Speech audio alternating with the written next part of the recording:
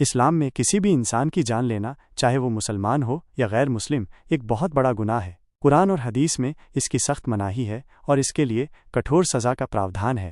قرآن میں سورہ المائدہ 5:32 میں اللہ تعالیٰ فرماتا ہے، اسی کارن ہم نے بنی اسرائیل پر لکھ دیا کہ جس نے کسی انسان کو بنا کسی جان کے بدلے یا دھرتی پر فساد پھیلانے کے جرم کے علاوہ قتل کیا تو گویا اس نے تمام انسانوں کو قتل کر دیا، اور جس نے اسے بچایا تو گویا اس نے تمام انسانوں کو بچا لیا۔ اس آیت سے پتہ چلتا ہے کہ ایک نردوش انسان کی جان لینا پورے انسانیت کی جان لینے کے برابر ہے۔ سورہ النساء 4:93 میں فرمایا گیا ہے، اور جو کوئی کسی مومن کو جان بوجھ کر قتل کرے تو اس کا بدلہ جہنم ہے، جس میں وہ ہمیشہ رہے گا، اور اس پر اللہ کا غضب اور اس کی لعنت ہے، اور اس نے اس کے لیے بڑا عذاب تیار کر رکھا ہے۔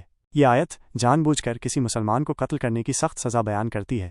حدیث میں رسول اللہ صلی اللہ علیہ وسلم نے فرمایا، قیامت کے دن لوگوں کے بیچ سب سے پہلا فیصلہ خون کے معاملوں میں ہوگا۔ صحیح بخاری و صحیح مسلم۔ ایک اور حدیث میں ہے، ایک مسلمان کا قتل اللہ کے نزدیک پوری دنیا کے تباہ ہونے سے بھی بڑا گناہ ہے۔